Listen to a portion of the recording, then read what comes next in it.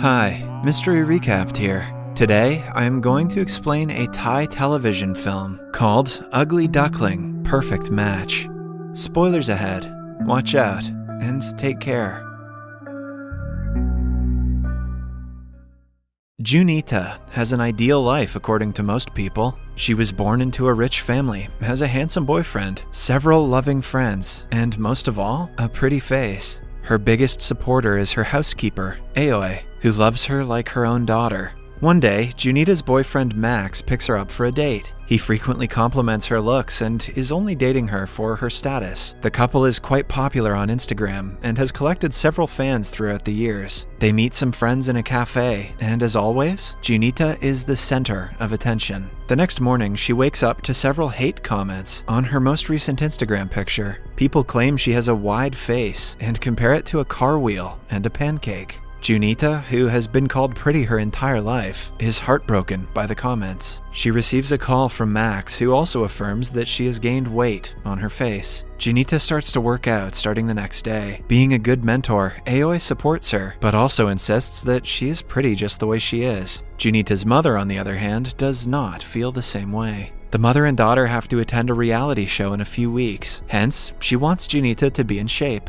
After 2 weeks of eating healthy and exercising, she loses 2 kilos and feels confident. The next day, she meets Max yet again and goes on another date. While they're at it, he takes a picture of her eating, in which the angle makes her face look rounder. It is accidentally posted on Instagram, and soon, several negative comments about her face flood the comment section. Junita is saddened that even after all the hard work, she wasn't able to lose weight on her face. Her friends suggest she get Botox as a last resort. Initially, Junita is skeptical, scared of getting even more backlash for the procedure. Still, she goes to consult a doctor. After being convinced, she gets injected with fillers and returns home, hoping to look different. The next day, she does look different, but not in the way she had thought. The Botox has made her face swell. When she visits the doctor with concern, he reveals that she is allergic to Botox. By now, her face is completely filled with rashes that will only go away after a year-long treatment. She returns home disheartened and tells her mother about the recovery time.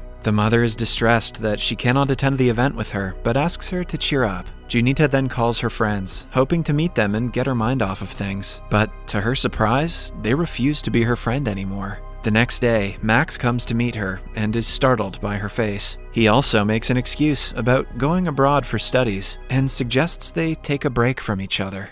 That night, Junita is at her lowest when she discovers a website called The Ugly Duckling. It is a safe place for all conventionally unattractive people to share their experiences. She signs up to the website and makes some friends. After listening to her story, one of them suggests she consult a popular skin specialist in another city. If she gets treated by the doctor, the recovery might be sooner. Junita decides to move to another city and start a new life, now that she can no longer go to her former school. She tells her mother about the plan, who agrees to let her move, but only if Aoi accompanies her. Junita accepts the deal with no fuss, since Aoi is like a mother to her. While they prepare to leave, Junita changes her surname so none of her former friends and fans can track her down. She hopes to live a normal life and make genuine friends this time. In the following scene, Aoi and Junita arrive at her new school. Junita has a scarf wrapped around her face, so people won't judge her for her looks. Although the school is a downgrade from her previous one, she is ready to compromise. When she first walks in, a handsome guy named Leo offers her help. He is so attractive that Junita forgets to speak and just stares at him. A few seconds later, Leo asks her if she is mute, and she manages to blurt out that she needs directions to the principal's office. As they talk, we find out that they both study in the same faculty. Leo invites her to a welcome program that the seniors have hosted for the newcomers. Later, she goes to the program and meets a funny guy named B. His personality makes him easy to talk to, so she instantly befriends him. The president of the cheer club, Tui, introduces himself to everyone. He expects the newcomers to respect the older students and stay submissive. Since the guys are attractive, no one seems to mind following their orders. They organize a dance battle that Junita thoroughly enjoys. She is happy for the first time since the facelift fiasco, which gives her hope of a steady ride during her time in the school.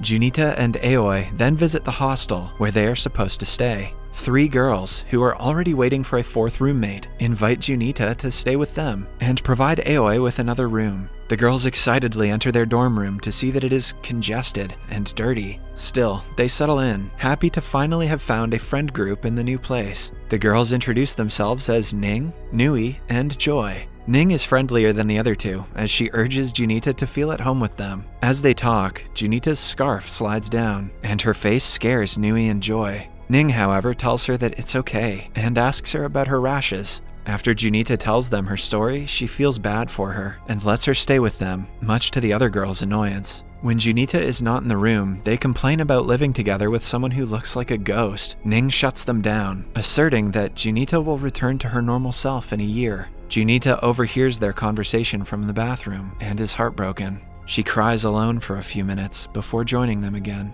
The following day, she wears a big pair of sunglasses and a scarf to hide her face. The freshmen have gathered for a program. Her friends urge her to take the scarf off, but she refuses. The president of the cheer club, Tui, sees them chatting and is furious at them for not paying attention to the program. He brings Junita in front of everyone and urges her to take her scarf off. Junita shakes in fear but still refuses to take it off out of embarrassment. Then, Leo comes to her side and promises to protect her. But he also asks her to take the scarf off for now, since Tui will not let the matter go until he gets what he wants. Junita reluctantly does as told and makes the crowd gasp at her face. Everyone starts whispering and laughing at her, making her feel more awful than she already does. She looks at Leo to read his expression, but he doesn't give away what he is thinking.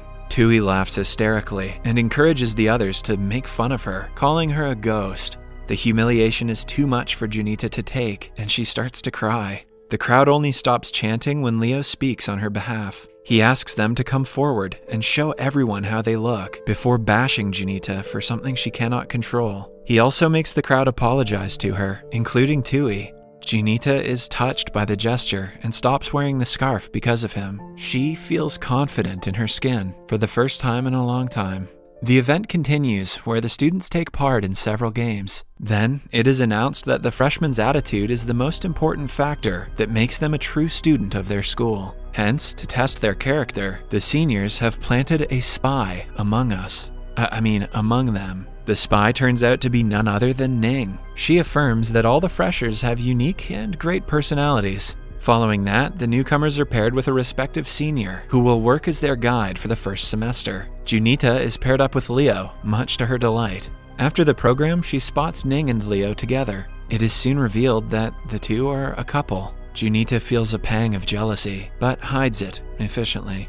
She also goes to the skin specialist, who adds a few pills to her medication for accelerated recovery. Junita feels confident that she will get back her old clear skin in no time. One day, she and her roommates are passing their time by telling each other horror stories. The rain outside makes the atmosphere even more frightening. Suddenly, their roof starts to leak, making them panic. They pack their luggage and run to the receptionist, asking for another room to stay in. However, all the rooms in the hostel are packed. Junita's roommates find a place for the night and leave her there alone. She tries calling Aoi, but cannot reach her. As a last resort, she calls Ning and asks to stay at her place for the night. When she goes to her apartment, she figures out that the couple lives together. Leo is financially weak and struggling to earn money for school fees. Hence, he stays with Ning currently. He leaves the bed for the girls and sleeps on the floor for the night.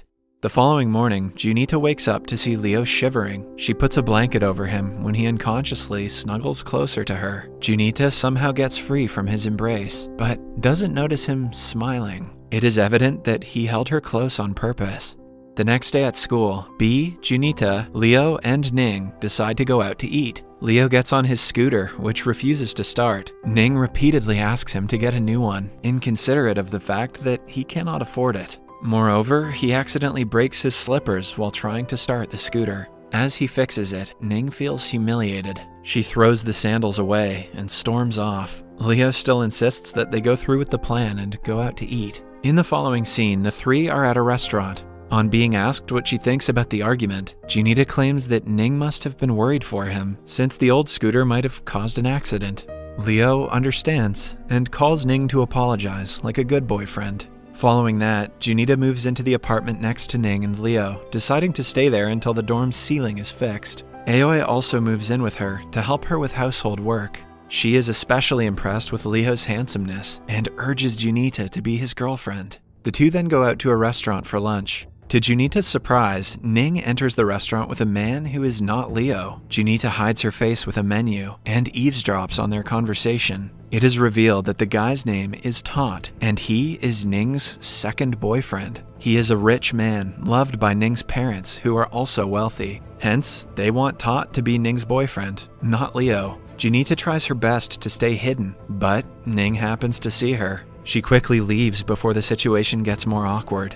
At night, she can hardly fall asleep, thinking about the events of the day. Leo has been nothing but nice to her, which puts her in a dilemma as to whether she should tell him the truth. The next day, during lunch break, the group is hanging out together when Leo gets a call from an unknown number. Ning gets mad at him, assuming that the number belongs to a girl. Although Leo insists that he hasn't given his number to anyone, she walks away furiously. Junita quietly huffs, baffled by Ning's hypocrisy. All of a sudden, Tot arrives at the school to surprise Ning. He sits with Junita and the group waiting for his girlfriend to return. Junita nervously keeps the conversation going, but Tot doesn't stop talking about Ning. When a furious Leo asks him how he knows Ning, he reveals that she is his girlfriend. It turns out that she told Tot she broke up with Leo a long time ago. The men get into a fight and only stop when Ning returns. Leo asks her what she wants, to which Ning replies that her parents will never accept him because of his financial condition. She doesn't love him enough to go against her parents, and knows that someday they will have to separate.